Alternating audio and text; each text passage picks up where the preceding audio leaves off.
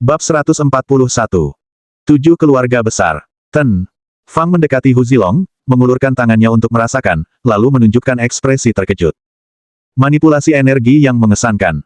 Orang ini adalah seorang master. Hu Pincang berkata dengan gugup. Ten. Fang, apakah lengan Zilong masih bisa diselamatkan? Ten. Fang memasang ekspresi bangga. Bagi yang lain, hal itu mungkin mustahil, tapi saya bisa melakukannya. Hu Pincang menghela napas lega. Bagus sekali, Tuan. Fang, ambil tindakan. Petik 2. Ten. Fang bergerak dan dengan cepat, cedera lengan Hu Zilong diobati. Hu Zilong akhirnya terbebas dari rasa sakitnya. Hu Pincang segera bertanya, Zilong, apa yang sebenarnya terjadi? Siapa yang begitu kejam? Hu Zilong, dengan wajah penuh kebencian, menceritakan pertemuannya dengan Zhou Yu. Kakek, kau harus membalaskan dendamku, anak itu sama sekali tidak menganggap serius keluarga Hu kita, aku tidak tahan. Setelah mendengarkan, Hu Pincang dengan marah berkata, apakah pengaruh keluarga Hu kita sudah begitu melemah di kota provinsi, sehingga orang biasa pun berani memprovokasi kita? Jangan khawatir, aku akan meminta pelindung keluarga untuk bertindak dan menangkap anak itu segera. Hu Zilong buru-buru berkata, kakek, Zhou Yu itu juga seorang seniman bela diri, terlebih lagi, kultivasinya tidak lemah, bahkan pelindung pavilion Wanbao, Grandmaster Wu Zong, bukanlah tandingannya. Orang biasa mungkin bukan tandingannya. Apa? Hu Pincang mengerutkan kening. Apakah dia sekuat itu? Hu Zilong mengangguk dengan rasa takut yang masih tersisa. Hu Pincang mendengus dingin. Aku tidak peduli seberapa hebatnya dia, untuk mempermalukan keluarga Huku, dia harus membayar harganya. Hu Pincang menoleh untuk melihat Tuan. Taring. Fang, berusahalah untuk bertindak dan beri anak itu hukuman, jika tidak, segera semua orang akan berani tidak menghormati keluarga Huku. Petik 2. Ten. Fang tersenyum sedikit. Melihat kendali pria ini atas Ki sejati tidak lemah, aku akan pergi menemuinya. Setelah mengantar Yeling pergi, Zhou Yu kembali ke hotel. Tak lama setelah kembali ke hotel, dia menerima telepon dari Yeling. Di telepon, Yeling dengan cemas berkata, Zhou Yu, kamu di mana? Bolehkah aku datang ke tempatmu? Orang-orang keluarga Hu mencariku kemana-mana, aku agak takut. Petik 2. Zhou Yu mengerutkan alisnya dan berkata, bisa, aku kirim lokasinya, kemarilah. Setelah menutup telepon, Zhou Yu mengirim lokasinya ke Yeling. Kemudian, dia menelepon Zhao Heng. Paman Zhao, apakah kamu tahu tentang keluarga Hu di kota provinsi? Zhao Heng mengangguk dan berkata, ya, keluarga Hu adalah salah satu dari 7 keluarga besar di kota provinsi, tetapi mereka telah melemah dalam beberapa tahun terakhir, dan memang yang terlemah di antara ke-7 keluarga tersebut. Zhou Yu bertanya dengan rasa ingin tahu. Siapakah 7 keluarga besar itu? 7 keluarga besar semuanya adalah keluarga tua. Saat ini, yang terkuat adalah keluarga Liu, diikuti oleh keluarga Dong, lalu keluarga Lin dan keluarga Zhao di kota-kota besar. Ketiga keluarga ini memiliki kekuatan yang serupa. Keluarga Gao dan keluarga Qian sedikit lebih lemah, dan yang terlemah adalah keluarga Hu. Ngomong-ngomong, seperti keluarga Liu, keluarga Dong, dan keluarga Lin yang berada di peringkat teratas, semuanya dijaga oleh para master bawaan tingkat atas, jadi Zhou Yu, kamu harus sangat berhati-hati. Zhou Yu mengangkat sebelah alisnya. Apakah keluarga Lin di kota provinsi juga punya? Ya, Zhao Heng mengiyakan.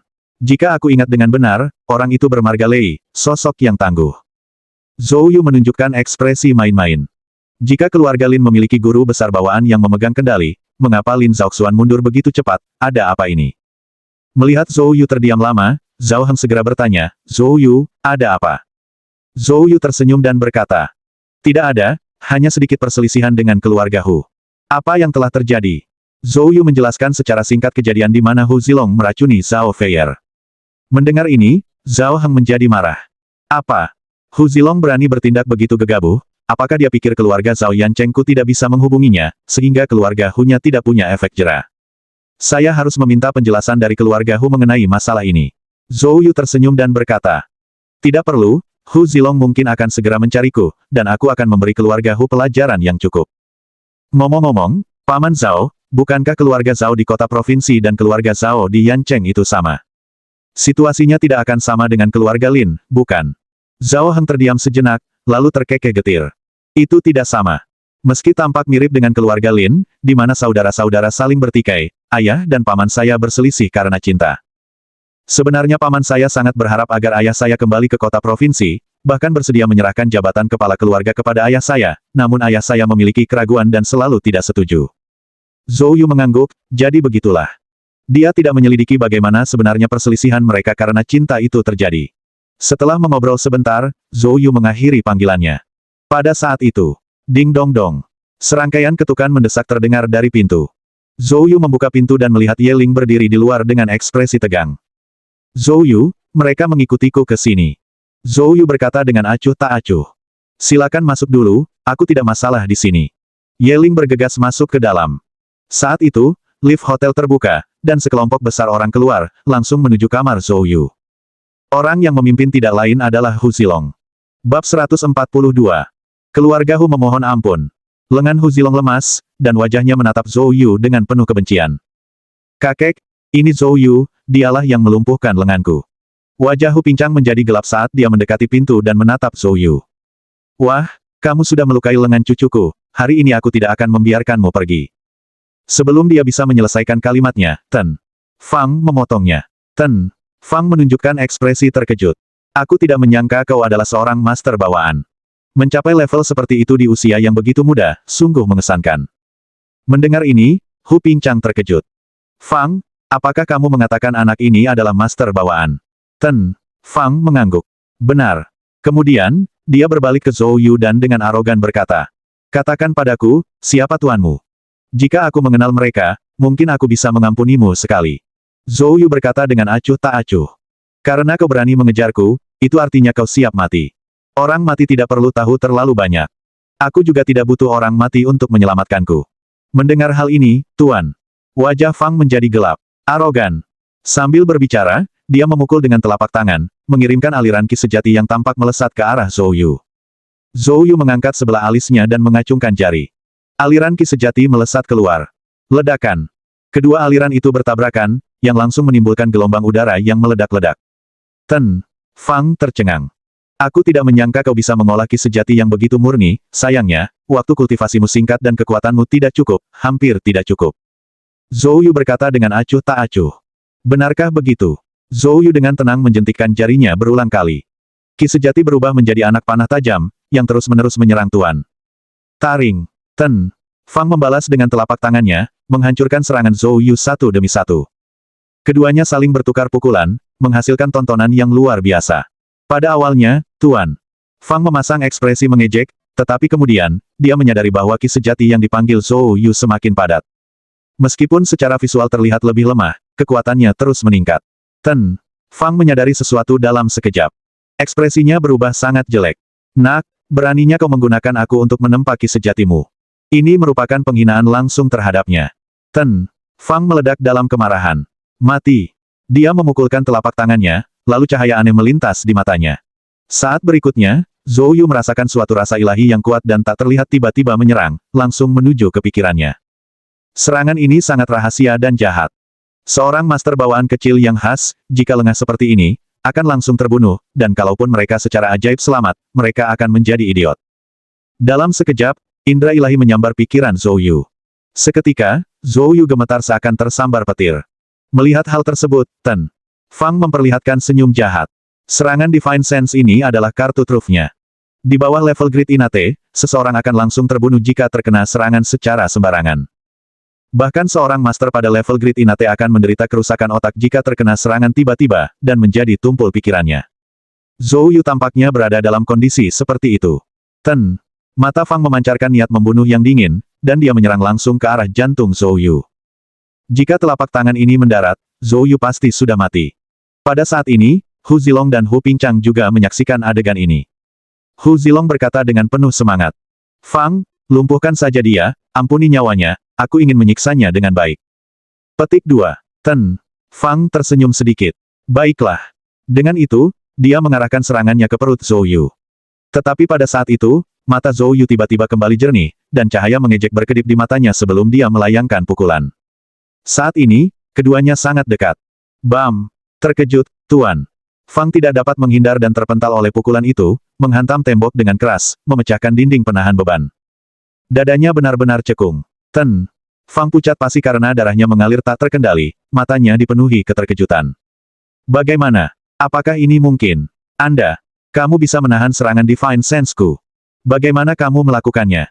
Zhou Yu berkata dengan acuh tak acuh. Serangan indera ilahi apa itu, itu hanya tipuan kecil yang menggunakan kekuatan spiritual. Tidak berguna di hadapanku. Karena aku sudah mengembangkan indera ilahi.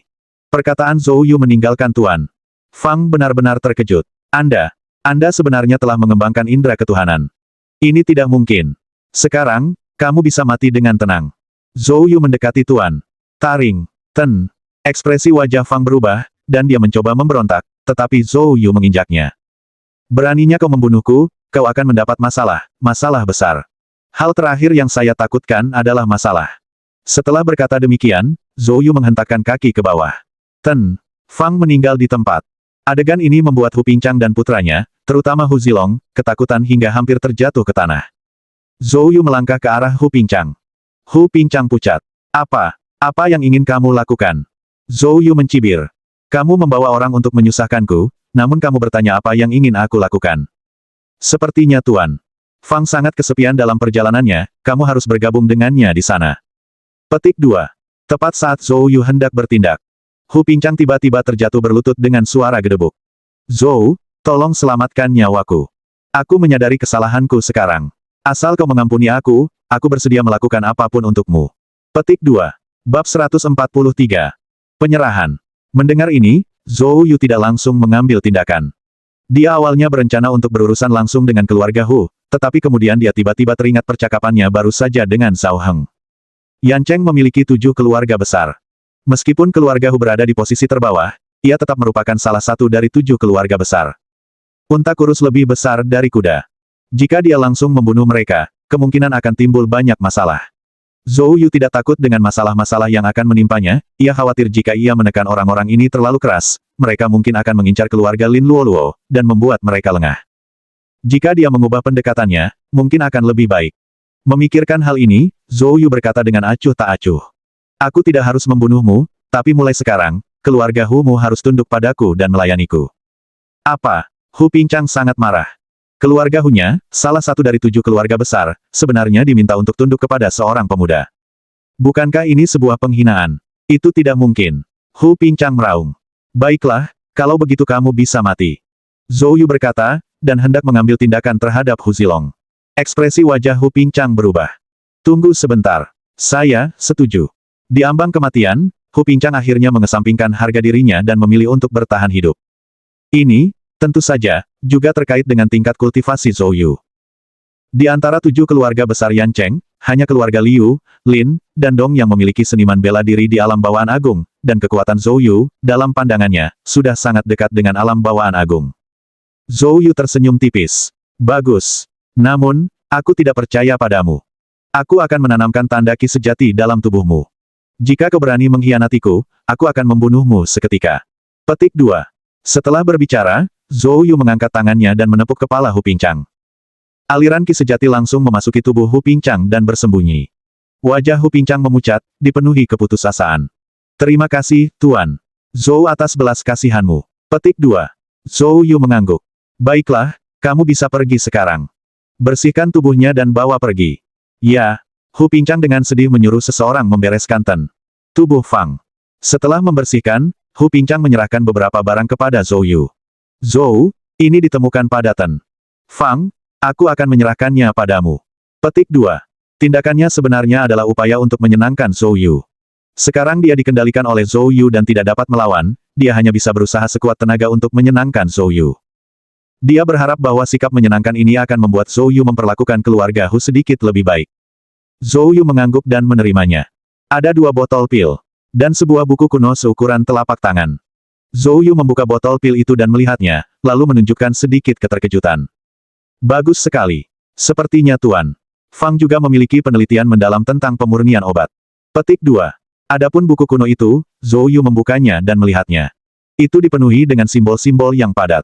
Meskipun dia tidak mengerti apa maksudnya, karena digendong olehnya, itu pasti sesuatu yang penting. Zhou Yu menyimpan barang-barangnya, lalu menatap Hu Zilong. Selain meracuni Zhao Feier dan Ye Ling, apakah kamu melakukan hal lain? Pada titik ini, Hu Zilong, yang takut pada Zhou Yu seperti harimau, tidak berani berbohong dan segera menggelengkan kepalanya. Tidak, sama sekali tidak, aku bahkan tidak berhasil melakukan hal lainnya. Zhou Yu berkata dengan acuh tak acuh. Dari mana kamu mendapatkan racun itu? Itu diberikan oleh Tuan Taring. Itu memang dia. Zhou Yu tidak menunjukkan rasa terkejut. Katanya dengan acuh tak acuh. Sekali ini saja, jangan lagi. Jika aku menemukanmu menggunakan barang-barang terkutuk itu lagi, kau akan mati dengan sangat buruk. Kepala Hu Zilong bergetar seperti genderang yang berderak. Aku tidak berani, aku tidak akan berani lagi. Baiklah, kamu bisa pergi sekarang. Jika ada sesuatu, aku akan memberitahumu. Petik 2. Ya, Tuan. Zhou. Hu Pincang dan Hu Zilong pergi dengan keadaan berantakan. Setelah keluarga Hu pergi, Zhou Yu menoleh ke arah Ye Ling. Sekarang semuanya sudah beres. Keluarga Hu tidak akan merepotkanmu lagi. Petik 2. Ye Ling telah menyaksikan seluruh kejadian itu, dan persepsinya terhadap Zhou Yu telah berubah total.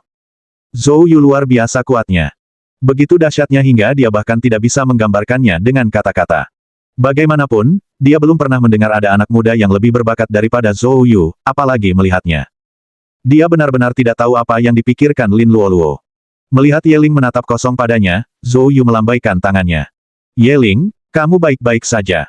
Ye Ling tersadar, wajahnya memerah saat dia buru-buru berkata. Saya baik-baik saja. Ngomong-ngomong, aku belum berhasil mendetoksifikasi tubuhmu sebelumnya, seharusnya masih ada beberapa racun di tubuhmu. Jika Anda membutuhkannya, saya dapat membantu Anda mendetoksifikasi sekarang. Petik 2. Saya membutuhkannya, tentu saja saya membutuhkannya. Ye Ling buru-buru berkata. Kalau begitu aku akan merepotkanmu. Zhou Yu melambaikan tangannya, tidak perlu menyebutkannya. Saya akan memeriksanya dulu. Setelah berbicara, Zhou Yu meraih pergelangan tangan Ye Ling dan mulai memeriksa. Sesaat kemudian, Zhou Yu sedikit mengernyitkan dahinya. Racun dalam diri Ye Ling jauh lebih dalam daripada racun dalam diri Zhao Feier. Penanganannya tidak semudah mendetoksifikasi Zhao Feier. Zhou Yu ragu sejenak, lalu berkata. Untuk detoksifikasi, Anda perlu melepas pakaian Anda. Apa? Wajah Ye Ling langsung memerah, dan dia menunduk malu. Dia belum pernah terlihat oleh pria lain sepanjang hidupnya. Melihat ini, Zhou Yu berkata. Jika Anda merasa itu tidak pantas, maka saya dapat merujuk Anda ke Bencao Tang di Yancheng, di mana dokter ilahi Li Dean dapat merawat Anda dengan akupuntur. Namun, prosesnya mungkin lebih lambat, dan memakan waktu sekitar 1 bulan. Petik 2. Ye Ling menarik napas dalam-dalam. Bisakah kamu, berbalik dulu? Bab 144. Konferensi pertukaran medis. Zhou Yu mengangguk dan berbalik. Sesaat kemudian, suara Ye Ling terdengar. Saya siap. Zhou Yu berbalik, dan saat berikutnya, dia hampir mimisan. Ye Ling telah menelanjangi dirinya dan berbaring di tempat tidur, lekuk tubuhnya yang sempurna membuat darah Zhou Yu mengalir deras. Pemandangan wajahnya yang memerah hanya menambah semburat warna pada pemandangan itu. Untuk sesaat, Zhou Yu tercengang. Melihat Zhou Yu tidak bergerak untuk waktu yang lama, Ye Ling membuka matanya, dan saat melihat wajahnya yang tertegun, pipinya menjadi semakin merah, seolah terbakar. Zhou Yu, bisakah kita? Mulai sekarang. Zhou Yu tersadar kembali, menyentuh ujung hidungnya sambil berkata. Kamu hanya perlu melepas atasanmu. Anda. Ye Ling membeku sesaat, wajahnya dipenuhi rasa malu. Dia melotot ke arah Zhou Yu dan buru-buru mengenakan kembali pakaiannya. Setelah episode canggung ini, tak satu pun dari mereka berbicara. Zhou Yu dengan cepat membuang racun dari tubuh Ye Ling. Dengan wajahnya masih merah, Ye Ling berkata. Terima kasih. Aku akan mentraktirmu makan. Petik 2. Zhou Yu hendak menerima ketika tiba-tiba teleponnya berdering. Itu adalah Sun Xuansheng. Zhou Yu, konferensi medis di Wucheng telah dijadwal ulang ke besok pagi. Saya telah meminta penyelenggara untuk memesankan undangan untuk Anda. Aku akan mengirimkan alamatnya nanti, langsung saja menuju ke sana. Petik 2. Dijadwalkan ulang. Itu sempurna. Semakin cepat dia mendapatkan rumput penghubung jantung 7 warna, semakin cepat dia bisa mengeluarkan Lin Wanhao dari bahaya. Zhou Yu segera mengungkapkan rasa terima kasihnya. Terima kasih banyak, Dokter Suci Matahari. Tidak perlu berterima kasih padaku. Aku masih harus berkonsultasi denganmu tentang beberapa masalah medis di masa depan, jadi jangan merasa kesal padaku, oke? Kau terlalu sopan, Tabib Suci Matahari. Jika ada sesuatu yang kau butuhkan, aku pasti tidak akan menolaknya. Petik 2. Haha, bagus. Setelah menutup telepon, Zhou Yu berkata sambil tersenyum meminta maaf. Maaf, ada sesuatu yang terjadi tiba-tiba, dan aku harus pergi sebentar lagi. Bagaimana kalau lain kali? Ye Ling agak kecewa. Baiklah kalau begitu. Jika kamu datang ke provinsi ini lagi, hubungi aku, dan aku akan mentraktirmu makan. Petik 2. Baiklah, kata Zhou Yu sambil tersenyum. Setelah mengantar Ye Ling, Zhou Yu menelepon Zhao Jianlong untuk memberitahu dia bahwa dia harus meninggalkan provinsi itu. Zhao Jianlong, setelah mendengar Zhou Yu ada sesuatu yang harus dilakukan, tidak menahannya. Namun, Zhao Jianlong mengatur mobil untuk membawa Zhou Yu ke Wucheng semalaman. Menurut pidato yang diberikan oleh Penatua Sun, konferensi medis di Wucheng diadakan di sebuah hotel bintang 5 di pusat kota Wucheng. Saat Zhou Yu tiba, hotel sudah dikelilingi lautan manusia. Mobil mewah dan media berlimpah, menciptakan perbincangan hangat. Zhou Yu dengan mudah mengambil undangannya dan masuk. Begitu dia melangkah masuk, terdengar suara memanggil dari belakangnya. Zhou Yu. Sambil berbalik, Zhou Yu terkejut melihat Li Xuangxuang dan Li Dean telah masuk. Li Xuangxuang berlari dengan ekspresi gembira di wajahnya. Zhou Yu, kupikir aku salah. Apa yang membawamu ke sini? Zhou Yu berkata sambil tersenyum. Saya dengar dari tetua Sun bahwa ada tanaman herbal yang dijual hari ini, jadi saya datang. Bagaimana denganmu? Dengan bangga dalam suaranya, Li Xuangxuang berkata. Kakekku adalah dokter ilahi terkemuka di wilayah Qinzhou, jika dia tidak menghadiri pertemuan pertukaran seperti itu, apakah itu masih bisa disebut pertukaran medis? Zhou Yu menyentuh hidungnya. Nampaknya memang benar begitu.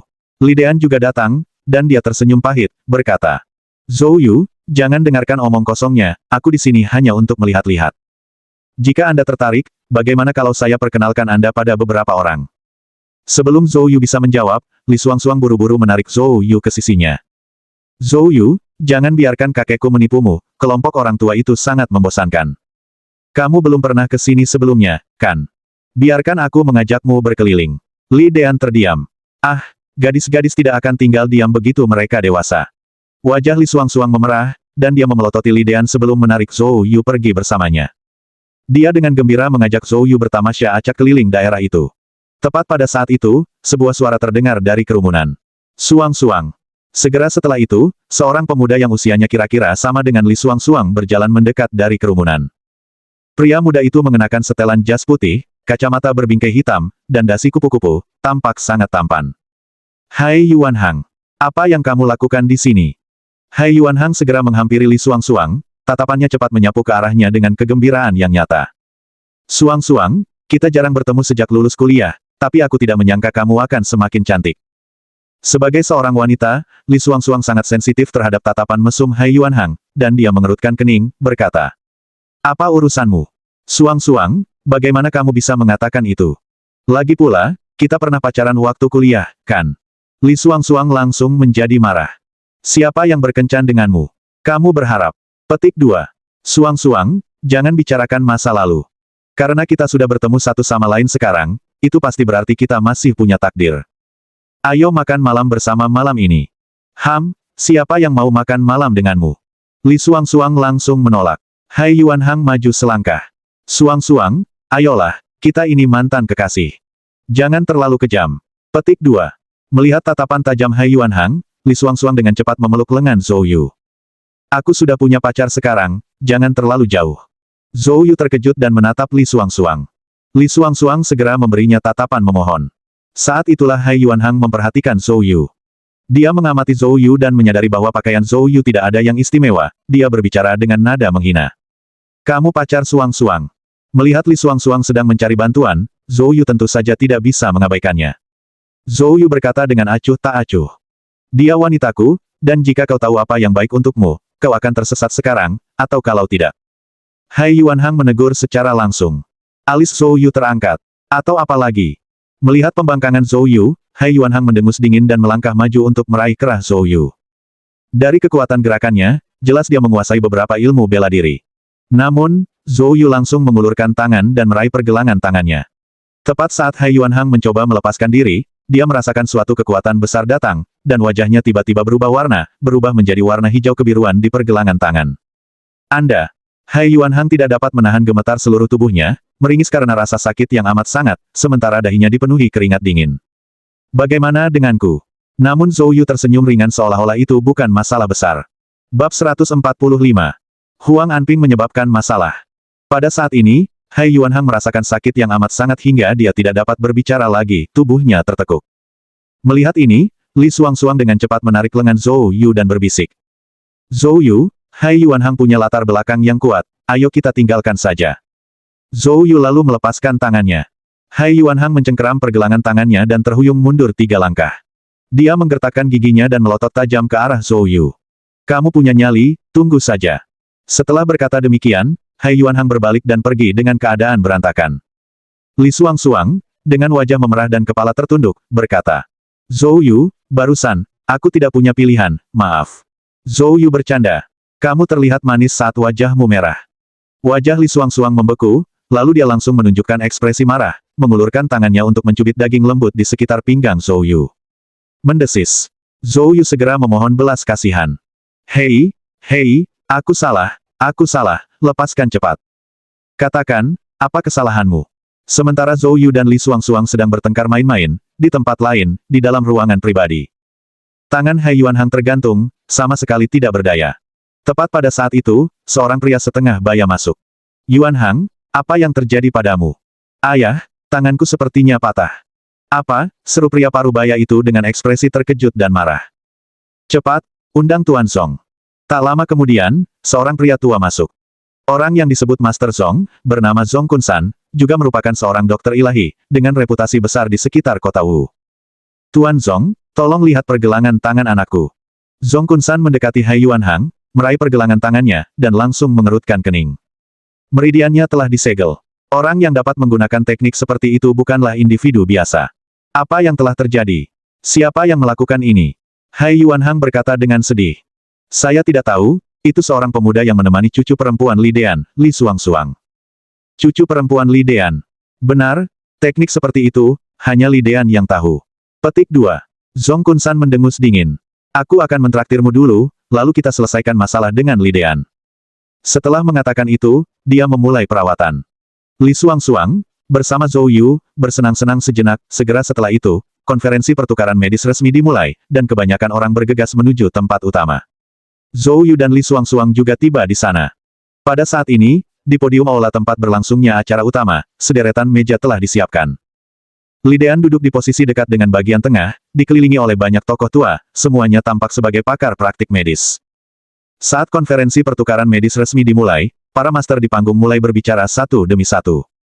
Tak lama kemudian, tibalah giliran Li Dean. Tepat saat Li Dean hendak mengambil mikrofon untuk mulai berbicara, tiba-tiba sekelompok besar orang menyerbu ke tempat utama. Sang pemimpin, seorang pria berusia 30-an, sangat marah saat ia langsung menyerbu ke arah podium. Li Dean, akhirnya aku menemukanmu. Kamu kuetek, duduk di sana sambil mengucapkan kata-kata muluk dengan penuh percaya diri. Hari ini, Anda akan membayar apa yang telah Anda lakukan sebelumnya. Petik 2. Tak seorang pun menyangka kejadian seperti itu akan terjadi secara tiba-tiba di tempat tersebut, seketika semua orang berdiri dan menjulurkan leher untuk melihat. Petugas keamanan yang tengah menjaga ketertiban di pinggir lokasi kejadian pun langsung bergegas menghampiri, berusaha menghentikan pria tersebut. Namun mereka langsung dirobohkan oleh anak buah pria itu. Tak lama kemudian, banyak orang mengenali identitas pria paruh baya itu. Bukankah itu Huang Anping, kepala keluarga Huang dari kota Yu? Apa yang terjadi padanya? Sepertinya dia punya dendam dengan dokter ilahi Li. Menyebabkan keributan seperti itu di acara ini, sepertinya dendam di antara keduanya bukanlah masalah kecil. Saya pernah mendengar sebelumnya bahwa Li Dean menyebabkan kematian ibu Huang Anping dengan pengobatannya. Saya selalu berpikir itu hanya rumor, tapi sekarang tampaknya kemungkinan besar itu benar. Petik 2. Benar-benar. Kakak, ceritakan lebih banyak padaku. Pada saat ini, di podium, Li Dean tampak meminta maaf. Saya turut berduka cita atas ibumu yang terhormat, tapi saya sudah berusaha sebaik mungkin. Omong kosong, teriak Huang Anping dengan marah. Aku sudah melakukan yang terbaik, dan kamu pikir itu akhir dari segalanya. Begini, setelah perawatanmu, aku berkonsultasi dengan dokter lain, yang mengatakan kondisi ibuku tidak begitu parah. Namun, karena tertunda dalam jangka waktu lama, penyakit ini semakin memburuk dan akhirnya tidak dapat disembuhkan. Petik 2. Ini semua salahmu. Jika bukan karena penundaan yang disengaja, ibuku tidak akan meninggal. Petik 2. Tidak mungkin. Li Dean langsung menyangkalnya. Hari ini, entah kau mengakuinya atau tidak, aku akan membuatmu membayar nyawa ibuku. Begitu Huang Anping selesai berbicara, salah satu anak buahnya, ganas sebagai harimau, langsung menerjang Li Dean. Melihat ini, Li Xuangxuang menjadi panik. Kakek, hati-hati. Mata Zhou Yu menyipit, dan jarum perak sudah muncul di tangannya. Dia baru saja hendak mengambil tindakan ketika tiba-tiba, dari sisi podium, sesosok tubuh melesat keluar. Bang! Keduanya saling memukul. Orang Huang Anping segera terdorong dan jatuh dari podium. Baru pada saat itulah orang-orang melihat dengan jelas bahwa di depan Li Dean, ada seorang pria berwajah dingin. Pria ini menatap Huang Anping dengan acuh tak acuh. Kepala paviliun kami telah memerintahkan agar tidak ada seorang pun yang membuat masalah di sini, jika tidak, itu akan dianggap tidak menghormati paviliun bambu kami. Paviliun bambu. Wajah Huang Anping berubah sangat jelek. Meskipun dia marah, paviliun bambu membuatnya sangat waspada. Sambil menahan amarahnya, dia menatap Li Dean. Li Dean, kamu benar-benar beruntung, selalu ada seseorang yang melindungimu. Namun, sekarang setelah aku menemukanmu, jangan berpikir kau bisa pergi tanpa cedera. Setelah konferensi selesai, aku akan menyelesaikan masalah ini denganmu. Dengan itu, Huang Anping melambaikan tangannya dan pergi bersama anak buahnya. Ketika situasi mulai tenang, tempat itu berangsur-angsur kembali teratur. Zhou Yu, sangat penasaran, bertanya. Suang-suang, apa itu paviliun bambu? Bab 146. Memberi Hai Yuanhang pelajaran. Li Suang-suang menggelengkan kepalanya. Aku tidak terlalu memperhatikannya, sepertinya itu kekuatan dari Wu Cheng. Saat itu, seorang pria parubaya di sebelah Li Suang-suang berkata sambil terkekeh. Paviliun bambu adalah kekuatan yang sangat misterius di Wu Cheng. Tidak seperti perusahaan lain yang memiliki perusahaan grup besar, paviliun bambu memiliki pengaruh yang signifikan di kalangan atas masyarakat Wu Cheng. Semuanya karena pemilik paviliun bambu. Konon, pemilik paviliun bambu itu punya hubungan yang sangat dekat dengan tokoh penting di kota provinsi itu. Zhou Yu mengangguk, jadi begitulah adanya. Li Suang-suang mengucapkan terima kasih. Terima kasih, Paman, sudah memberi tahu kami. Nona Li, tidak perlu sopan, saya Ketua Yuanyang Pharmaceuticals dari kota provinsi, nama saya Xiong. Li Suang-suang terkejut. Kamu kenal saya? Xiong menyeringai dan mengeluarkan kartu nama, lalu menyerahkannya kepada Li Suang-suang. Li Suang-suang meliriknya. Yuanyang Pharmaceuticals. Saya pernah mendengar kakek saya menyebutkannya, itu adalah perusahaan farmasi yang sangat besar. Petik 2. Xiong terkekeh sambil tersenyum. Terima kasih atas pujiannya, Nona Li, saya datang menghadiri konferensi pertukaran ini dengan harapan dapat mengundang beberapa master untuk bergabung dengan perusahaan saya. Aku penasaran apakah Dokter Ilahi tertarik. Mendengar ini, Zhou Yu akhirnya mengerti. Ternyata Xiong ini bermaksud mendekati Li Suang-suang. Orang ini cukup licik. Li Suang-suang juga menyadarinya dan menjawab dengan senyum sopan. Saya minta maaf, tapi kakek saya sudah tua dan sekarang tinggal di Yancheng. Dia tidak pergi kemanapun. Petik 2. Xiong mengungkapkan penyesalannya. Itu sangat buruk. Saya sudah lama mengagumi sang dokter ilahi. Setelah mengobrol beberapa saat dan menyadari ketidakpedulian Li Suang-suang, Xiong tidak melanjutkan pembicaraan. Tidak lama setelah Xiong pergi, pidato para tokoh medis di panggung utama akhirnya berakhir. Segmen berikutnya adalah pesta koktail jaringan. Pada pesta koktail, banyak yang memanfaatkan kesempatan untuk membahas kondisi medis mereka secara langsung dengan para master, dan banyak juga master medis yang berbincang dan bertukar pendapat di antara mereka. Li Dean memanggil Li Suang-suang dan Zhou Yu untuk menyapa beberapa teman lama. Pada saat itu terdengar teriakan. Li Dean, Zhou Yu dan yang lainnya menoleh, hanya melihat sekelompok besar orang mendekat. Yang memimpin mereka adalah Hai Yuanhang. Di sebelah Hai Yuanhang ada seorang pria tua. Melihat lelaki tua ini, Li Suang-suang secara naluriah menggenggam lengan Zhou Yu erat-erat. Kenapa harus dia? Zhou Yu bertanya. Ada apa? Siapa dia? Namanya Zhongkun San, dia musuh bebuyutan kakekku. Pada saat ini, Li Dean mengerutkan kening. Zhongkun San, kegilaan apa yang merasukimu? Zhongkun San tiba di depan Li Dean dengan wajah muram. Li Dean, kamu tidak pantas menjadi dokter ilahi. Anda benar-benar mengajari murid Anda untuk menggunakan cara-cara tercela seperti itu untuk menyakiti orang lain. Petik 2.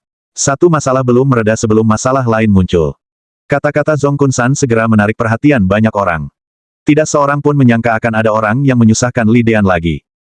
Itu bukan hari keberuntungan Li Dean. Cukup banyak orang yang mengerumuni mereka, siap menyaksikan drama tersebut. Alis Li Dean berkerut. Zhongkun San, omong kosong apa itu? Murid.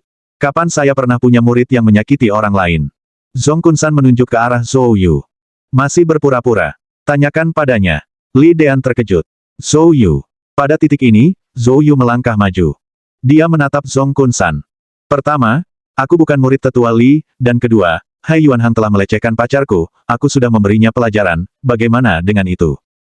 Zhongkun San menatap Zhou Yu dengan suara dingin. Kamu menyangkalnya dengan cepat, karena merasa bersalah, iya. Kalau begitu katakan padaku, jika kau bukan murid Li Dean, siapa yang mengajarimu teknik penyegelan meridian? Zhou Yu berkata dengan acuh tak acuh, teknik tingkat rendah itu, aku masih perlu mempelajarinya dari orang lain. Saya tahu cara melakukannya setelah beberapa kali melihatnya. Petik 2. Omong kosong. Seberapa pahamnya aku dengan kemampuan Li Dean, kalau tidak, bagaimana mungkin aku bisa menggagalkannya? Zhong Kunsan melirik ke arah penonton. Semuanya, teknik anak ini dipelajari dari Li Dean. Penyangkalannya yang menggelikan itu tidak lain hanyalah upaya untuk menjaga reputasi Li Dean. Petik 2. Mendengar kata-kata Zhong Kunsan, cara orang banyak memandang Li Dean langsung berubah. Banyak orang mulai berbisik-bisik dan menunjuk. Hai Yuanhang menyeringai sinis. Penatua Zhong, Anda benar. Mereka semua dipotong dari kain yang sama. Zhou Yu mengejek. Tampaknya Zhong Kunsan bertekad memfitnah Li Dean. Tanpa sepatah kata pun, dia dengan cepat mengulurkan tangan dan menangkap Hai Yuanhang. Sebelum Hai Yuanhang bisa bereaksi, Zhou Yu sekali lagi mencengkeram pergelangan tangannya. Berdebar. Suara teredam aneh datang dari pergelangan tangan Hai Yuanhang. Dalam sekejap, Hai Yuanhang menjerit mengerikan saat pergelangan tangannya lemas lagi. Zhong Kunsan berteriak dengan marah. Apa yang sedang kamu lakukan? Zhou Yu berkata dengan acuh tak acuh. Bukankah kamu baru saja mengatakan bahwa kamu dapat membatalkan teknik Penatua Li? Mengapa kamu tidak mencoba membatalkannya lagi? Zhong Kunsan mendengus dingin. Hari ini, aku akan menghancurkan kedok kehormatan Li Dean di depan semua orang. Petik 2. Sambil berkata demikian, Zhong Kunsan mengambil pergelangan tangan Hai Yuanhang dan mulai mengobatinya. Akan tetapi, saat Zhong Kunsan menggunakan keahliannya, jeritan Hai Yuanhang menjadi semakin putus asa. Sakit, sakit sekali, seluruh lenganku terasa sakit sekali. Wajah Zhong Kunsan berubah, dan dia segera mengeluarkan jarum perak, mencoba teknik yang berbeda. Tapi tetap saja, itu tidak ada gunanya. Jeritan Hai Yuanhang sangat keras dan menyayat hati. Zhong Kunsan mulai panik, keringat dingin sudah membasahi dahinya. Zhou Yu mengejek.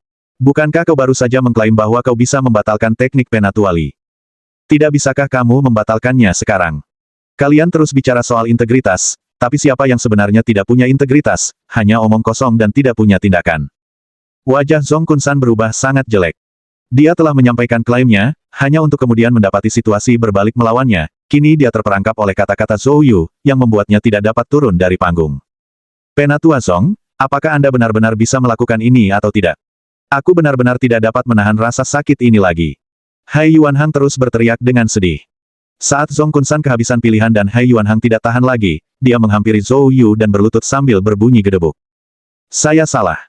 Aku berjanji tidak akan mengganggu Li Suang-Suang lagi. Tolong, aku mohon padamu, ampuni aku. Begitu Hai Yuanhang berbicara, para penonton menunjukkan tatapan aneh di mata mereka. Ternyata Hai Yuanhang memang melecehkan pacar orang lain, dan Zhong Kunsan jelas memanfaatkan situasi itu untuk mencemarkan nama baik Li Dean. Wajah Zhong Kunsan pucat pasi. Bagaimanapun, dia adalah seorang dokter terkenal, dia tidak mampu kehilangan muka seperti ini. Li Dean, meskipun anak ini bukan muridmu, dia tidak mungkin tidak ada hubungannya denganmu. Aku akan menyelesaikan masalah ini denganmu cepat atau lambat. Petik 2. Setelah berkata demikian, dia bergegas pergi sambil mendengus dingin. Li Dean tampak marah. Zhong Kunsan ini benar-benar menjadi tidak tahu malu. Zhou Yu tersenyum dan berkata, Penatua Li, menurutku Hai Yuanhang dan dia punya hubungan dekat. Apakah kamu ingin aku memberi mereka pelajaran untukmu? Li Dean menatap Hai Yuanhang yang sedang kesakitan di tanah dengan sedikit enggan. Tidak apa-apa, Zhou Yu. Lepaskan saja dia dulu. Zhou Yu mengangguk. Setelah berkata demikian, Zhou Yu mengangkat Hai Yuanhang dan segera melepaskan teknik penyegelan meridian. Lengan Hai Yuanhang kembali normal. Saat itu, Hai Yuanhang sudah basah oleh keringat, dan jas putihnya kini tampak seperti kain compang camping milik pengemis. Dia menatap Zhou Yu, matanya dipenuhi amarah dan ketakutan. Zhou Yu berkata dengan ringan. Kamu tidak akan pergi. Hai Yuanhang menggigil lalu sambil menggertakkan giginya, dia mengendap-endap pergi. Pesta berlanjut setelahnya. Pukul 8 malam, pelelangan akhirnya dimulai. Bab 147. Lelang. Li Dean tidak berencana untuk berpartisipasi dalam pelelangan itu, tetapi ketika dia mendengar bahwa Zhou Yu datang untuk membawa ramuan tertentu, dia dan Li Suang-Suang memutuskan untuk menemani Zhou Yu ke balai lelang. Berkat koneksi Li Dean, penyelenggara menyediakan mereka ruang VIP pribadi di lantai 2, kamar nomor 8. Duduk di ruang VIP, Zhou Yu melihat ke bawah dan dapat melihat seluruh aula lelang dalam sekejap, dan dia juga memperhatikan bahwa ada 9 ruang VIP lain seperti milik mereka di lantai 2. Di 9 ruang VIP ini, Zhou Yu samar-samar merasakan fluktuasi aura alam bawaan. Dia ingat dengan jelas bahwa aura ini tidak hadir pada resepsi sebelumnya. Tampaknya orang-orang ini datang khusus untuk pelelangan itu. Zhou Yu bertanya dengan rasa ingin tahu. Li, siapa orang-orang di kamar sebelah itu? Li Dean melihat sekeliling dan menggelengkan kepalanya. Saya sendiri tidak yakin, tapi mereka yang bisa duduk di lantai 2 pastilah bukan orang biasa. Berdasarkan pengalaman sebelumnya, lelang tingkat ini mungkin menarik minat beberapa tokoh besar dari kota-kota provinsi. Zhou Yu mengangguk. Tak lama kemudian pelelangan dimulai. Seorang pria tua melangkah ke panggung lelang. Nama saya Jiang Rong, mewakili Master Pavilion Bambu dalam menyelenggarakan lelang ini. Terima kasih atas kehadiran Anda semua. Petik 2. Baiklah, tanpa basa-basi lagi, mari kita mulai. Mari kita sambut item pertama. Begitu Jiang Rong selesai berbicara, seorang pelayan upacara segera berjalan ke belakangnya sambil membawa sebuah barang. Sebagian besar benda yang dipamerkan awalnya merupakan artefak kuno dan terkenal, di antaranya yang paling terkenal adalah wadah anggur dari periode negara-negara berperang, yang laku hampir 10 juta. Untuk barang-barang ini, Zhou Yu tidak tertarik, dan Li Dean bahkan kurang tertarik lagi. Li Suang begitu bosan hingga dia hampir menghabiskan seluruh piring buah. Saat ini, di panggung lelang, Jiang Rong berkata, "Selanjutnya, benda ini adalah obat spiritual langka. Hadirin sekalian, silakan lihat." Mendengar ini, Zhou Yu menjadi bersemangat dan langsung tertarik. Nyonya rumah berjalan mendekat sambil membawa kotak brokat, dan Jiang Xin membukanya di depan semua orang. Di dalamnya ada buah yang seluruhnya berwarna merah darah. Buah ini disebut buah ginseng darah, varietas ginseng yang bermutasi. Konon dari 100.000 pohon ginseng furt, hanya sedikit yang mungkin bermutasi, dan pohon yang bermutasi ini hanya menghasilkan satu buah setiap 100 tahun, yaitu buah ginseng darah. Mengonsumsi buah ini dapat memperpanjang umur, meningkatkan kesehatan, dan mengobati banyak penyakit. Tawaran awal, 5 juta. Begitu suara Jiang Rong turun, tawaran segera diajukan. 10 juta. Harga penawaran meroket seperti roket yang sedang meluncur. Li Dean memperhatikan buah itu dan mengungkapkan kekagumannya. Ini adalah buah ginseng darah. Saya hanya pernah mendengarnya, tetapi tidak pernah menyangka kalau itu benar-benar ada. Petik 2. Zhou Yu menjawab dengan senyum ringan. Li, kamu menginginkannya. Li Dean terkekeh dan menunjukkan ekspresi bersemangat. Buah roh yang langka, aku pasti tidak akan melewatkannya. Zhou Yu menjawab dengan senyum ringan. Sebenarnya buah itu cacat dan tidak memiliki efek seperti yang disebutkannya. Oh. Li Dean terkejut, kelemahan apa? Zhou Yu berkata dengan tenang. Buah ginseng darah asli tidak berwarna merah ini, melainkan merah tua. Buah ginseng darah ini terlalu merah, jelas telah diolah, dan hanya memberikan sepertiga khasiat dari buah ginseng darah asli. Bagaimana kamu tahu? Li Dean terkejut. Zhou Yu tersenyum, aku sudah melihat banyak. Orang tua itu sering menggunakannya untuk membuat anggur, bagaimana mungkin dia tidak tahu? Melihat ini, Li Dean mengangkat bahu dan terkekeh. Kalau begitu, tidak perlu membelinya. Tak lama kemudian, buah ginseng darah dilelang seharga 55 juta kepada seorang pria parubaya. Kemudian, pokok bahasan berikutnya diangkat. Selanjutnya, barang yang akan dilelang adalah ini. Rumput penghubung jantung 7 warna. Barang ini punya efek ajaib untuk mengatasi cedera fatal seperti pecahnya saluran jantung, tawaran awal, 10 juta. Begitu Jiang Rong selesai berbicara, penawaran sengit segera dimulai di aula. 12 juta. 15 juta. Menyaksikan penawaran sengit di bawah, Li Suang tidak bisa tinggal diam. Zhou Yu, bukankah itu ramuan yang kamu inginkan? Apakah kamu tidak akan menawar? Melihat Li Suang begitu cemas, Zhou Yu merasa agak lucu. Jangan terburu-buru, biarkan mereka bersenang-senang dulu. Li Suang memutar matanya ke arah Zhou Yu dan menunggu dengan enggan. Tak lama kemudian, harganya mencapai 30 juta, dan jumlah penawar jelas menurun signifikan. Zhou Yu berbicara dengan tegas. Jiang Rong segera melambaikan tangan, kamar 8, 40 juta. Kemudian, kamar 4 juga mulai menawar. 45 juta. Zhou Yu tidak ragu-ragu dan menaikkan tawaran, 50 juta. Kamar 4, 60 juta. Zhou Yu, 70 juta. Berapapun biayanya, dia tidak bisa membiarkan ini terjadi, jika tidak, luka Lin Wanhao akan sangat sulit disembuhkan. Saat ini, di dalam ruang 4. Seorang pria parubaya mengerutkan kening. Siapa yang ada di kamar 8? Bawahannya berkata, ini Li Dean dari Yancheng. Pria parubaya itu berkata dengan dingin. Pergi, ingatkan dia sedikit, katakan saja barang ini secara khusus diminta oleh Tuan Liu dari kota provinsi, dan jika dia tidak ingin mati, dia harus segera diam. Petik 2. Bawahan itu berbalik dan pergi. Bab 148 Lagu Zongcheng. Saat itu, kamar nomor 4 menawar lagi sebesar 75 juta.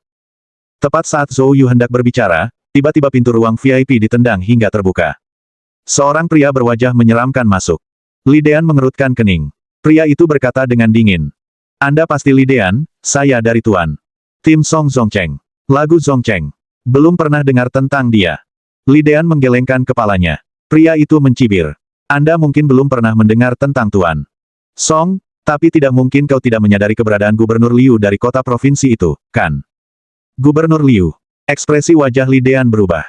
Ini adalah salah satu kejadian besar di wilayah Qinsu. Melihat reaksi Li Dean, pria itu tampak sombong. Senang mengetahuinya. Ten Song adalah salah satu anak buah Gubernur Liu. Gubernur Liu tertarik dengan barang ini. Jika Anda bijaksana, menyerahlah, jika tidak, menyinggung Gubernur Liu akan membuat Anda tidak dapat lepas dari konsekuensinya. Petik 2. Ekspresi wajah Li Dean tiba-tiba berubah jelek setelah mendengar ini. Biasanya, Li Dean tidak akan pernah menyinggung Gubernur Liu, tetapi hari ini, Zhou Yu membutuhkan rumput penghubung jantung 7 warna untuk menyelamatkan nyawa. Pada saat itulah Zhou Yu angkat bicara. Aku tidak peduli anjing siapa kamu, keluar sekarang. Wajah pria itu menjadi gelap saat dia menatap Zhou Yu. Apa katamu? Kubilang keluarlah, atau keadaan akan jadi buruk untukmu. Kau sedang mencari kematian. Pria itu sangat marah, menyerang Zhou Yu secara langsung, dan menamparkan wajahnya. Jelas, dia tidak menganggap serius Zhou Yu dan ingin memberinya pelajaran. Mata Zhou Yu menyipit, dan sekejap kemudian, dia mencengkeram pergelangan tangan pria itu. Retakan. Sebelum pria itu sempat bereaksi, Zhou Yu telah mematahkan pergelangan tangannya. Lelaki itu menjerit kesakitan dan meraung marah. Zhou Yu mencibir. Kamu memintanya dengan datang ke sini. Tepat saat Zhou Yu hendak melakukan gerakan mematikan, Li Dean tiba-tiba berbicara. Zhou Yu, biarkan saja, biarkan dia pergi. Zhou Yu menyadari bahwa Li Dean masih sangat waspada terhadap pria ini, atau lebih tepatnya, terhadap Gubernur Liu yang disebutkan pria itu. Dia melepaskan tangan pria itu. Li Dean berkata dengan dingin, sekarang keluar. Sambil berkata demikian, lelaki itu melotot penuh kebencian ke arah mereka berdua. Li Dean, kamu punya nyali. Dengan itu, dia melarikan diri dalam keadaan acak-acakan. Setelah pria itu pergi, Zhou Yu bertanya, Penatua Li, siapa sebenarnya Gubernur Liu ini? Li Dean menghela napas, Zhou Yu, Gubernur Liu adalah salah satu dari sedikit tokoh penting di ibu kota provinsi. Jika memungkinkan, kita harus menghindari membuat musuh. Kami hanya menawar secara adil, jadi dia mungkin tidak akan membuat hal-hal terlalu sulit bagi kami, tetapi jika itu melibatkan pembunuhan, itu cerita yang lain. Petik 2. Kilatan melintas di mata Zhou Yu. Baiklah, aku akan mengikuti saranmu, Tetua Li. Sementara itu, di kamar nomor 4, Song Zongcheng melihat bawahannya berlari kembali dalam keadaan acak-acakan dan langsung marah. Apa yang telah terjadi? Bawahan itu, yang penuh dengan rasa kesal, sedikit melebih-lebihkan ceritanya. Li Dean sama sekali tidak menganggap serius Gubernur Liu. Dia menghina Gubernur Liu di depan umum, mengatakan bahwa dia bertekad untuk mendapatkan rumput penghubung jantung 7 warna, dan bahwa bahkan jika Gubernur Liu sendiri datang, dia harus pergi. Tamparan. Song Zongcheng membanting meja. Li Dean punya keberanian. Bawahan itu dengan cepat menambahkan. Song, Li Dean mengandalkan reputasinya sebagai tabib ilahi dan tidak menganggap serius Gubernur Liu. Apa yang harus kita lakukan sekarang? Song Zongcheng berkata dengan dingin. Karena Li Dean mencari kematian, janganlah kita mengecewakannya. Saya akan memastikan dia bisa membelinya, tetapi dia tidak akan hidup untuk memilikinya. Petik 2. Song, si kambing tua Li Dean itu punya seorang pemuda, seorang jago bela diri. Bahkan aku pun tidak sebanding dengannya. Mungkin sulit bagi kita untuk melakukan apapun terhadap mereka saat ini. Petik 2. Song Zongcheng mencibir. Guru bela diri macam apa ini? Aku akan meminta tetua yang untuk bertindak, kita lihat berapa banyak nyawa yang tersisa. Bawahan itu berkata dengan gembira. Dengan penatua yang turun tangan, tidak akan ada masalah. Akhirnya, rumput penghubung jantung 7 warna dijatuhkan pada Zhou Yu seharga 78 juta. Zhou Yu membayar dengan 1 miliar yang diberikan Su Zongnian padanya. Setelah membayar, Zhou Yu tidak bisa menahan diri untuk tidak mengeluh. Saya pikir 1 miliar itu uang yang banyak, tapi ternyata, uang itu habis dalam sekejap mata. Uang sungguh tidak bertahan lama. Mendengar gumaman Zhou Yu, suang-suang terkekeh. Ada apa? Merasa terjepit. Mau aku pinjami sedikit? Zhou Yu tampak terkejut, apakah kamu kaya? Suang-suang menyilangkan tangannya, dan berkata dengan bangga, tentu saja, apa yang menjadi milik kakekku adalah milikku. Zhou Yu tersenyum pahit. Tentu saja. Bagaimana mungkin Bencao Tang kekurangan uang? Saat mereka bercanda, Jiang Rong berbicara dari panggung lelang. Selanjutnya, kita punya barang terakhir dari lelang ini, semuanya silakan lihat. Saat pembawa acara membawa kotak itu, pandangan semua orang langsung tertuju padanya. Zhou Yu juga melirik, tetapi tatapan itu cukup membuatnya tidak bisa mengalihkan pandangan. Bab 149. Platform teratai api neter. Benda terakhir adalah panggung teratai. Akan tetapi, Panggung teratai itu tampak seperti telah hangus oleh api, gelap gulita dan kusam. Apa benda ini? Di dalam aula utama di lantai pertama, banyak orang menunjukkan ekspresi kebingungan. Umumnya, barang terakhir dalam lelang adalah benda berharga. Tetapi benda ini sama sekali tidak tampak seperti harta karun. Jiang, tolong perkenalkan kami. Petik 2. Ya, apa sebenarnya benda ini? Jiang Rong menjawab sambil tersenyum, hadirin sekalian, barang ini datang tanpa perkenalan, kami hanya mencari orang yang ditakdirkan untuk memilikinya. Perkataan Jiang Rong membuat orang banyak tercengang. Pernyataan macam apa itu? Apakah ada operasi semacam itu dalam lelang? Saat orang banyak merenung, Jiang Rong sudah mengumumkan harga awal. Barang ini, tawaran awalnya adalah 80 juta. Untuk barang rongsokan ini, harganya 80 juta. Sebenarnya apa yang sedang direncanakan paviliun bambu? Apakah mereka mempermainkan kita? Orang-orang di lantai pertama menggerutu satu sama lain. Namun pada saat itu, terdengar suara dari lantai 2. Kalimat itu membuat semua orang di lantai pertama terdiam. Kerumunan orang itu mendongak dengan kaget, mencoba melihat si penawar.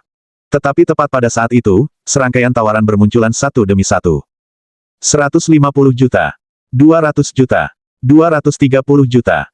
Harga platform teratai hitam melambung tinggi bagai di dalam pesawat, naiknya pesat. Semua penawar berasal dari kamar pribadi di lantai 2. Di kamar pribadi nomor 8, Li Xuangxuang dan Li Dean keduanya tercengang. Karena tawaran sebesar 230 juta telah diajukan oleh Zhou Yu. Zhou Yu, apakah kamu sudah gila? Tahukah kamu benda apa ini? Kamu menawar begitu tinggi.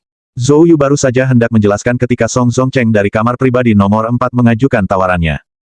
Dia menyeringai. Anak itu menginginkan benda ini. Aku akan memastikan keinginannya tidak tercapai, gumamnya. Aku akan memberitahumu nanti. Zhou Yu tidak punya waktu menjelaskan karena dia mengajukan tawaran lain. 400 juta. Song Zongcheng mencibir dengan nada menghina, 500 juta. Zhou Yu dan Song Zongcheng menaikkan taruhan hingga ratusan juta sekaligus, dengan cepat menyingkirkan penawar lainnya, sehingga hanya mereka berdua yang bersaing. Song Zongcheng mencibir. Kamu menginginkannya. Kalau begitu, kalahkan tawaranku jika kau mampu. Saya ingin melihat berapa banyak uang yang Anda miliki. Zhou Yu hendak menaikkan tawaran ketika Li Xuangxuang buru-buru menghentikannya. Zhou Yu, tidakkah kamu melihat bahwa kamar pribadi nomor 4 melakukan ini dengan sengaja? Itu karena kita baru saja menyinggung mereka. Petik 2. Ayo menyerah. Zhou Yu tersenyum tipis. 600 juta, aku akan mengamankan benda ini. Zhou Yu sengaja mengucapkan kata-kata ini di dekat mikrofon, dan suaranya terdengar di seluruh aula lelang. Setelah mendengar ini, Song Zongcheng mencibir. Kamu menginginkannya. Bermimpilah. Mendengar ini, semua orang mengalihkan perhatian mereka ke kamar pribadi nomor 8. Namun, Zhou Yu tiba-tiba berkata, hanya orang bodoh yang mau menghabiskan uang sebanyak itu untuk barang rongsokan ini, aku menyerah. Dalam sekejap, semua orang tercengang. Saat berikutnya, orang banyak tidak dapat menahan diri untuk tidak mencibir. Di dalam kamar pribadi nomor 4, wajah Song Zongcheng terhenti, lalu berubah sangat jelek. Di hadapan semua orang, dia diperankan oleh Zhou Yu. Ini adalah kehilangan muka yang sangat besar. Wajahnya dipenuhi amarah yang tertahan. Baiklah, baiklah, nak, kau berani mempermainkanku. Tunggu dan lihat, aku akan membuat kematianmu sangat buruk. Petik 2. Di kamar pribadi nomor 8, Li Xuangxuang tampak terkejut. Zhou Yu, kau menawar seperti orang gila hanya untuk mengacaukan Song Zongcheng. Bukankah kamu terlalu berani? Bagaimana kalau dia tidak tertipu? Zhou Yu hanya tersenyum. Sebenarnya aku sangat menginginkan benda itu. Tapi karena orang itu selalu membuat masalah, aku tidak punya pilihan lain. Petik 2. Li Dean tampak bingung. Zhou Yu, benda apa sebenarnya itu? Zhou Yu menjawab dengan sedikit penyesalan, barang ini disebut platform teratai api neter, sebuah barang yang digunakan untuk mengolah ki sejati. Itu hal yang baik, tapi terlalu buruk. Petik 2. Karena platform teratai api neter dibeli oleh Song Zongcheng, pelelangan pun berakhir. Di lantai atas hotel, Jiang Rong memasuki kamar mewah. Berdiri di pintu kamar tidur, Jiang Rong membungkuk dan berkata, Nona, platform teratai api neter telah terjual. Oh, siapa yang membelinya? Lagu Zongcheng. Namun, dia membelinya hanya karena dia sedang dipermainkan oleh seorang anak muda bersama Li Dean dan tidak punya pilihan lain. Sedang dipermainkan. Jiang Rong tertawa getir. Namun, ada juga dua orang lainnya yang ikut menawar, namun mereka menyerah setelah 2 kali mencoba.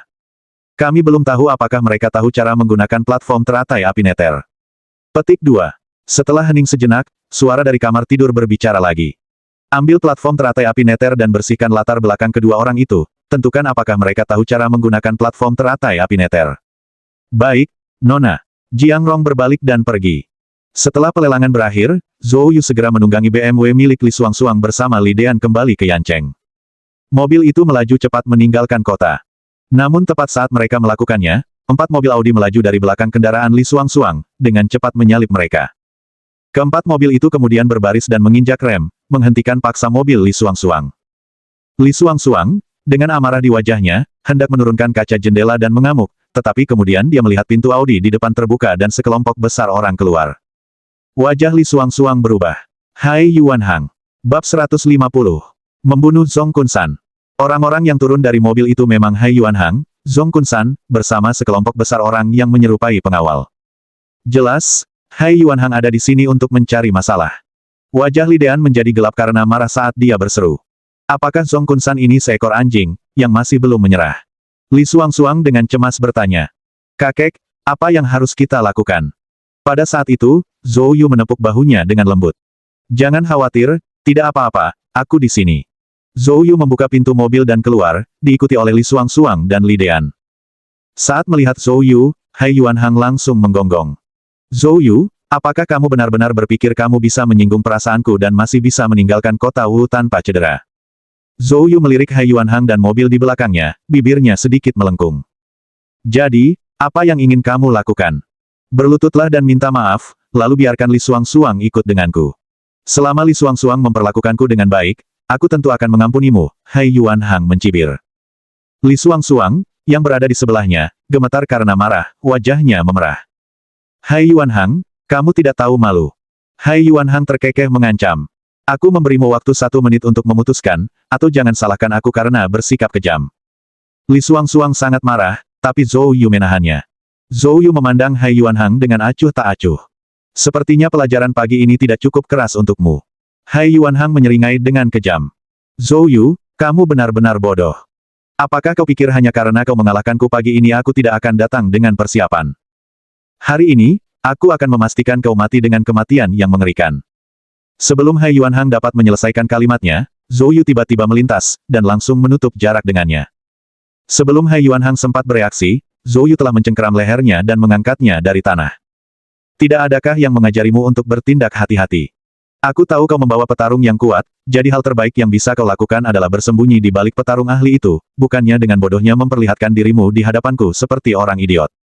Pada saat itu, wajah Hai Yuan Hang berubah menjadi merah padam saat dia melawan dengan keras. Kamu berani? Zhong Kunsan meraung. Tuan Wang, silakan maju dan bunuh anak ini. Saat kata-kata Zhong Kunsan diucapkan, sesosok tubuh dengan cepat melayang keluar dari Audi, muncul 10 meter di depan Zhou Yu. Nak, lepaskan Tuan Hai. Pembicaranya adalah seorang pria parubaya, berusia sekitar 50 tahun, matanya tajam seperti macan kumbang, energinya berdebar penuh kekuatan. Zhou Yu menatap Hai Yuan Hang dengan ringan. Ini adalah kepercayaan dirimu saat menghadapiku. Apakah menurutmu dia bisa menyelamatkanmu? Pada saat itu, wajah Hai Yuan Hang dipenuhi dengan kemarahan dan keterkejutan saat dia berteriak. Tuan Wang, selamatkan aku cepat. Tuan Wang, dengan gerakan menerjang yang tiba-tiba, menyerbu ke depan dan mengarahkan serangan telapak tangan ke arah Zhou Yu. Tepat saat telapak tangan Tuan Wang hendak mendarat di Zhou Yu bergerak. Dia menendang ke samping. Retakan. Tuan Wang, tidak mampu bereaksi tepat waktu, langsung meludahkan darah dan terpental mundur. Dadanya benar-benar cekung. Bang! Tuan Wang terjatuh ke tanah dan langsung terbunuh. Hai Yuan Hang tercengang. Zhong Kunsan juga tercengang. Hai Yuan Hang berani menyusahkan Zhou Yu hanya karena Tuan Wang. Mereka tidak pernah membayangkan bahwa Guru Wang, seorang master dan Qi yang terkenal, akan terbunuh begitu saja. Terlebih lagi, Zhou Yu bahkan tidak repot-repot menatap langsung ke arah Guru Wang sepanjang kejadian. Pada saat itu, ketakutan yang hebat muncul di mata Hai Yuan Hang. Zhong Kunsan segera memohon. Anak muda, ini semua salah paham, semua salah paham. Tolong jangan ganggu kami akan segera pergi dan memastikan tidak akan merepotkanmu lagi. Petik 2. Zhou Yu dengan dingin berkata kepada pria itu. Hanya sekali ini saja, bukan sebagai preseden. Zhong Kunsan buru-buru menyampaikan rasa terima kasihnya dan melarikan diri dalam keadaan kacau. Melihat ini, Hai Yuan Hang juga berlutut untuk memohon belas kasihan. Zhou Yu, aku juga salah, tolong ampuni aku. Mengampuni kamu. Zhou Yu mencibir. Maaf, kamu tidak lagi memiliki kesempatan itu. Retakan. Zhou Yu tidak mau melanjutkan perkataannya. Dengan satu gerakan kuat, kepala Hai Yuan Hang langsung terkulai ke bawah. Li Xuangxuang dan Li Dean tercengang. Setelah sesaat terkejut, reaksi pertama Li Dean adalah lari. Zhou Yu, ayo pergi, ayo keluar dari sini. Li Xuangxuang pun tersadar. Baiklah, baiklah, aku akan menyetir. Dia berlari panik menuju mobil. Namun, Zhou Yu tidak bergerak, dia berbalik untuk melihat ke arah pepohonan di pinggir jalan. Sudah cukup melihat. Waktunya keluar. Perkataan Zhou Yu mengejutkan Li Dean dan Li Xuangxuang, mereka tidak tahu siapa yang sedang dibicarakan Zhou Yu. Namun di saat berikutnya, sesosok manusia melesat keluar dari hutan di dekatnya. Melihat orang ini, Li Dean benar-benar terkejut. Yang Yiming. Yang Yiming merupakan pakar bawaan yang sangat disegani di seluruh wilayah negara Qin. Apa yang dia lakukan bersembunyi di sini? Apa yang dia inginkan?